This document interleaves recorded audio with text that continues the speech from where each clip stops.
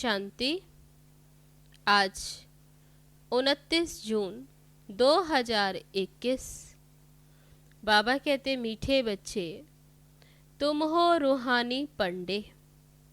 तुम्हें ग्रस्त व्यवहार संभालते हुए कमल फूल समान बन याद की यात्रा करनी और करानी है। प्रश्न है, बाप बच्चों का कौन सा श्रृंगार करते हैं? किस श्रृंगार के लिए मना करते हैं? उत्तर है, बाबा कहते, मीठे बच्चे मैं तुम्हारा रूहानी श्रृंगार करने आया हूँ। तुम कभी भी जिस्मानी श्रृंगार नहीं करना। तुम बेगर हो। तुम्हें फैशन का शौक नहीं होना चाहिए। दुनिया बहुत खराब है, इसलिए जरा भी शरीर का फैशन नहीं करो। गीत है, आखिर वह दिन आया आज जिस दिन का रास्ता तकते थे। ओम शांति। बेहद का बाप बैठ बेहद के बच्चों को समझाते हैं। बेहद माना कोई हद नहीं। कितने ढेर बच्चे हैं। इतने बेशुमार बच्चों का एक ही बाप है जिसको रचयिता कहा जाता। वह है हद के बाबाएं। यह है बेहद के रूहों का बाप। वह है हद के जिस्मानी बाप। ये है बेहद के रूहों का एक ही बाप। सभी आत्माओं का एक बाप, जिसको भक्ति मार्ग में सब रूहें याद करती हैं। तुम बच्चे जानते हो भक्ति मार्ग भी है, साथ साथ रावण राज्य भी है। अब मनुष्य पुकारते हैं हमको रावण राज्य से राम राज्य में ले चलो। बाबा समझाते, देखो देवी देवता जो भारत के मालिक थे अब नहीं हैं। वे कौन थे ये भी अभी तुम जानते हो। हम ही सतयुगी सूर्यवंशी घराने के मालिक थे। राजा रानी तो होते हैं ना। तुम बच्चों को अब स्मृति आई है। बाबा आया हुआ है हम बच्चों को राज्य भाग्य का वर्षा देने, विश्व का मालिक बनाने। बाप कहते, अब सब भक्ति मार्ग में है। भक्ति मार्ग को ही रावण राज्य कहा जाता। ज्ञान मार्ग सिर्फ एक बाप ही सिखाते तुम बच्चों को। उस बेहद के बाप को भक्ति मार्ग में सब याद करते। अभी तुमको 21 जन्मों के लिए ज्ञान की राजधानी मिलती है। फिर आधा कल्प तुम पुकारेंगे ही नहीं, हाय राम हाय प्रभु कहने की दरकार ही नहीं रहेगी। हाय राम तब कहते हैं जब दुखी होते, तुमको वहाँ दुख होता ही नहीं। जो हाय कहे पुकारे, अभी तुम जानते हो ये भी खेल बना हुआ है। आधा कल्प है दिन और आधा कल्प है रात। तब ज्ञान का दिन और भक्ति की रात। भक्ति हमको नीचे उतारती, तुम बच्चों की बुद्धि में सीढ़ी की नॉलेज जरूर चाहिए। बाबा समझाते हैं कि ये 84 जन्मों का चक्र है।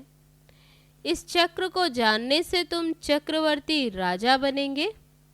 इसलिए बाबा चित्र भी बनवा रहे हैं, जिससे ये सिद्ध हो कि हम इस चक्र को जानने से 21 जन्म के लिए राज्य भाग्य लेते हैं। अभी तुम बहुत हो गए हो, बड़ी रूहानी शक्ति सेना बनी है। तुम सब पंडे हो। बाबा भी पंडा है, उनको कहा जाता है गाइड। पंडा अक्षर शुभ है। यात्रा पर ले जाने वाले पंडे होते हैं। यात्री जाते हैं तो उनको एक गाइड मिलता कि इनको ये सब दिखाओ। तीर्थ यात्रा पर भी पंडे मिलते। बाबा कहते जन्म जन्मांतर तीर्थ यात्रा करते आए हो। अमरनाथ पर जाते हैं, तीर्थों पर जाते हैं, परिक्रमा लगाते हैं। वहाँ जाने समय फिर वही याद रहता। घर बार धंधे धोरी सब से दिल हट जाती। यहाँ तुमको समझाया जाता है, अपने घर गृहस्थ में रहते हुए धंधा धोरी भी करते रहो और फिर गुप्त यात्रा पर रहो। ये कितना अच्छा है। जितना बड़ा धंधा करना है उतना करो, किसी को मना भी नहीं है। भल अपनी राजाई भी संभालो। राजा जनक का भी सेकंड में जीवन मुक्ति मिली। गायन है, राजा जनक को जीवन मुक्ति मिली सेकंड में। तुमको कोई बाहर की यात्रा आदि तरफ धक्के खाने की दरकार नहीं। अपने घर बार की भी पूरी संभाल करनी चाहिए। जो सेंसिबल अच्छे बच्चे हैं वे समझते हैं हमको घर गृहस्थ में रहते कमल फूल समान रहना है। गृहस्थ व्यवहार में तंग नहीं होना चाहिए। कुमार कुमारियां तो जैसे सन्यासी हैं, उनमें विकार है नहीं, 5 विकार से दूर हैं। अभी तुम बच्चे जानते हो हमारा श्रृंगार ही और प्रकार का है, उनका और है। उनका है तमो प्रधान श्रृंगार, तुम्हारा है सतो प्रधान श्रृंगार, जिससे तुमको सतो प्रधान सूर्यवंशी राजाई में जाना है। बाबा तुम बच्चों को समझाते हैं तमो प्रधान जिस्मानी श्रृंगार जरा भी नहीं करो। दुनिया बहुत खराब है। ग्रस्त व्यवहार में रहते फैशनेबल मत बनो। फैशन कशिश करता। इस समय खूबसूरती अच्छी नहीं है। काले हो तो अच्छा, कोई पंजा नहीं मारेगा। खूबसूरत पिछाड़ी तो फिर फिरते रहते। कृष्ण को भी सांवरा दिखाते हैं। तुमको गोरा बनना है शिव बाबा से।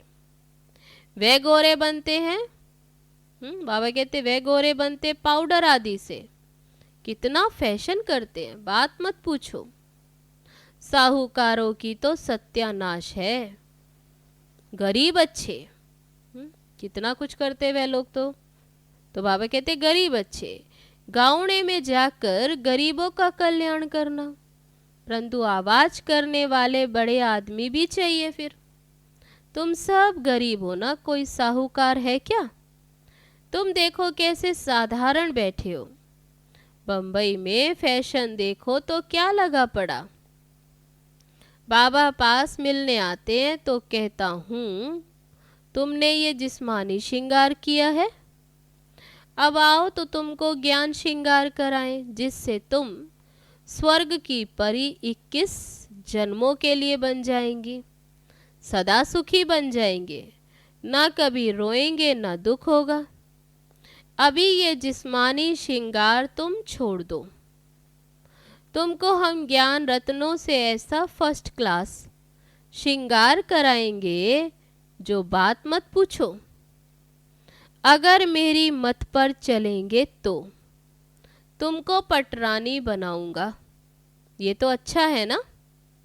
तुम सब भारतवासियों को इस तमो प्रधान आसुरी दुनिया नरक से भगाए स्वर्ग की महारानी बनाता हूँ।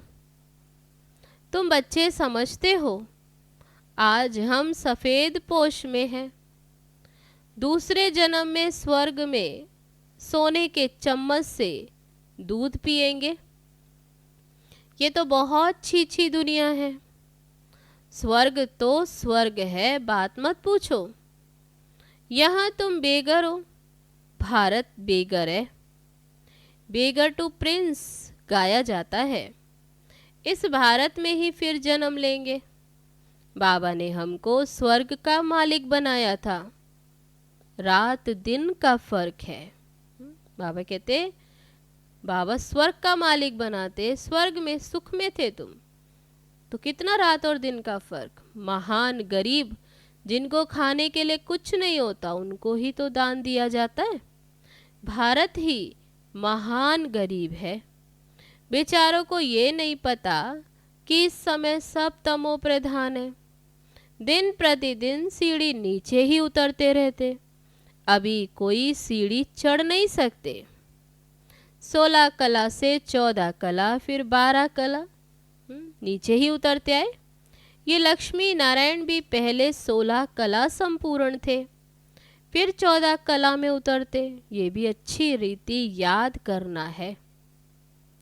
सीढ़ी उतरते उतरते बिल्कुल ही पतित बने, फिर स्वर्ग के मालिक कौन बनाए। ये वर्ल्ड की हिस्ट्री ज्योग्राफी रिपीट होती है, ये भी सब कहते, परंतु अब कौन सी हिस्ट्री रिपीट होगी ये कोई नहीं जानते।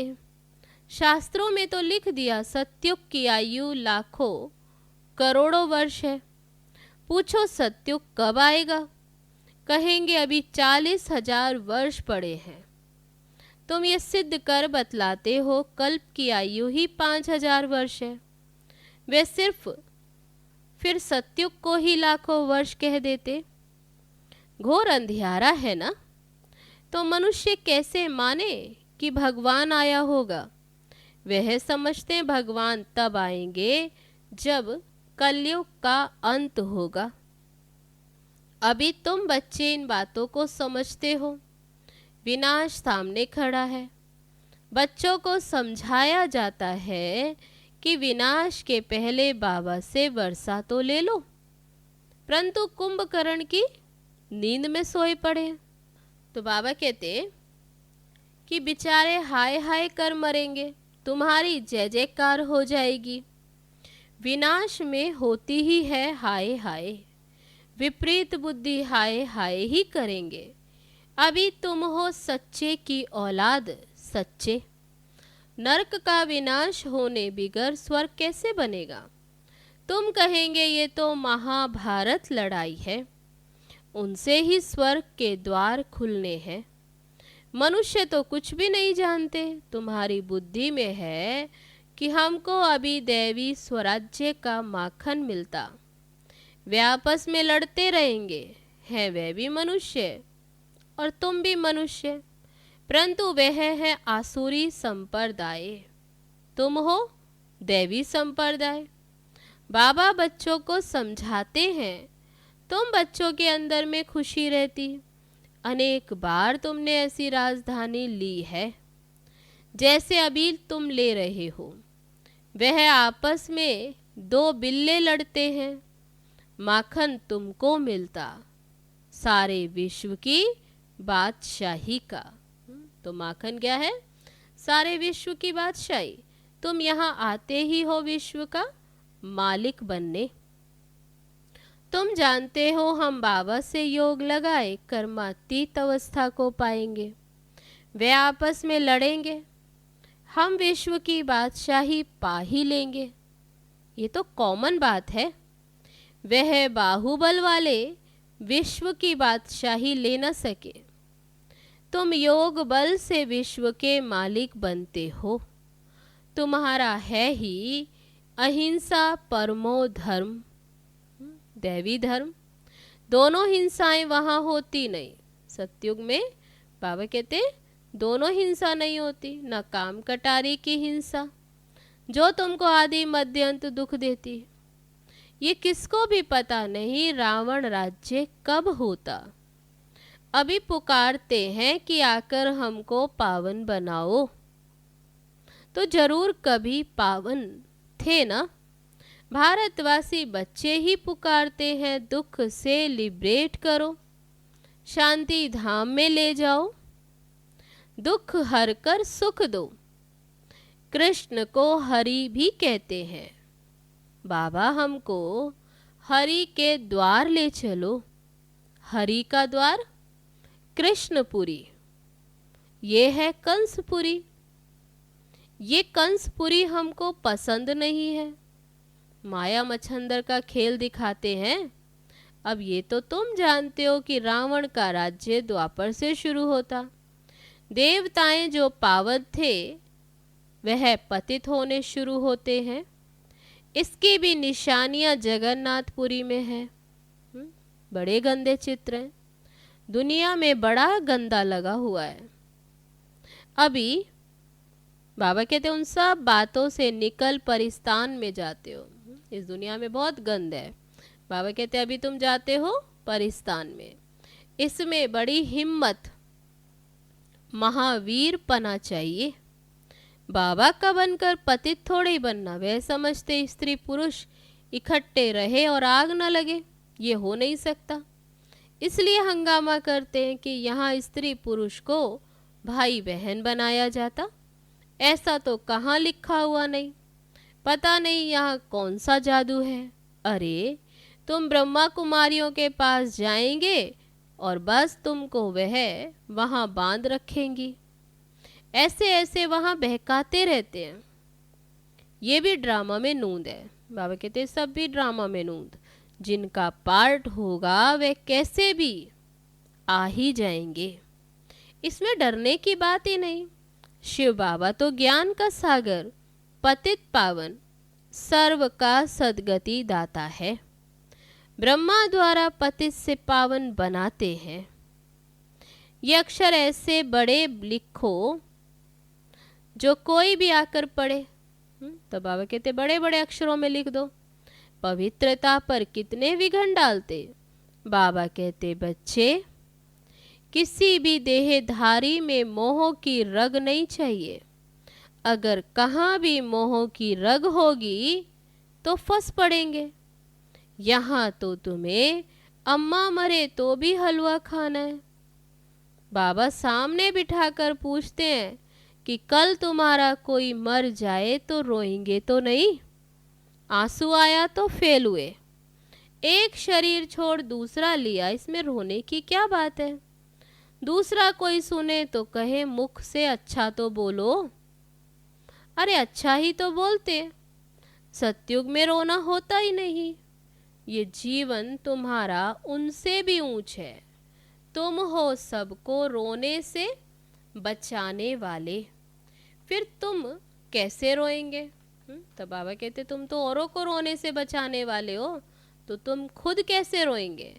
हमको पतियों का पति मिला जो हमको स्वर्ग में ले जाते, फिर नरक में गिराने वाले के लिए हम क्यों रोए। बाबा कितनी मीठी मीठी बातें सुनाते। वर्षा लेने के लिए इस समय भारत का कितना अकल्याण हुआ पड़ा है। बाबा कहते इस समय तुम आए हो वर्षा लेने। इस समय देखो दुनिया में तो कितना अकल्याण लगा पड़ा है। बाप आकर तुम्हारा कल्याण करते। भारत को मगध देश कहते हैं। सिंध जैसे फैशनेबल तो कोई होते ही नहीं। विलायत से फैशन सीख कर आते हैं। बाल बनाने पर आजकल देखो लड़कियां कितना खर्चा करती। उनको कहा जाता है नर्क की परियां, और बाबा तुमको स्वर्ग की परियां बनाते हैं। कहते हमारे लिए तो यहाँ ही स्वर्ग है, ये सुख तो ले ले वे। इस दुनिया में इतना सुख है, स्वर्ग है, तो वे समझते यहाँ सुख तो ले ले, कल क्या होगा हम क्या जाने। ऐसे अनेक विचार वाले आते हैं। अच्छा, मीठे मीठे सिक्की लदे बच्चों प्रति माता पिता बाप दादा का याद प्यार और गुड मॉर्निंग। रूहानी बाप की रूहानी बच्चों को नमस्ते। हम रूहानी बच्चों की रूहानी बाप दादा को नमस्ते नमस्ते। ओम शांति। अब है धारणा के लिए मुख्य सार। पहली पॉइंट, सच्चा सच्चा रूहानी पंडा बन सबको घर का रास्ता बताना है। शरीर निर्वाह अर्थ धंधा करते याद की यात्रा में रहना है। कार्य व्यवहार में तंग नहीं होना है। दूसरी पॉइंट, ज्ञान श्रृंगार कर स्वयं को स्वर्ग की परी बनाना है। इस तमो प्रधान दुनिया में जिस्मानी श्रृंगार नहीं करना है। कलयुगी फैशन छोड़ देना है। अब है आज का वरदान। न्यारे और प्यारेपन की योग्यता द्वारा लगाव मुक्त बनने वाले सहज योगी भव। सहज योगी जीवन का अनुभव करने के लिए ज्ञान सहित न्यारे बनो। सिर्फ बाहर से न्यारा नहीं बनना, लेकिन मन का लगाव ना हो। जितना जो न्यारा बनता उतना प्यारा अवश्य बन जाता है। न्यारी अवस्था प्यारी लगती है। जो बाहर के लगाव से न्यारे नहीं, वे प्यारे बनने के बजाय परेशान होते हैं। इसलिए सहज योगी अर्थात न्यारे और प्यारेपन की योग्यता वाले, सर्व लगावों से मुक्त। अब है आज का स्लोगन। स्व पुरुषार्थ और सेवा के बैलेंस द्वारा बंधन संबंध में बदल जाएगा। अच्छा, ओम शांति।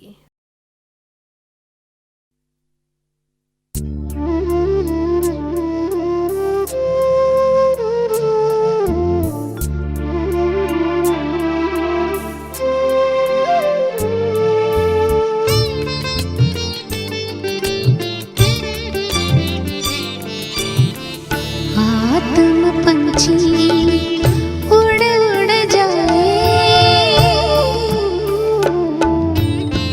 आत्म पंछी उड़ उड़ जाए, पवित्रता के पंख लगाए। पार नीले गगन प्यारा अपना मीठा वतन।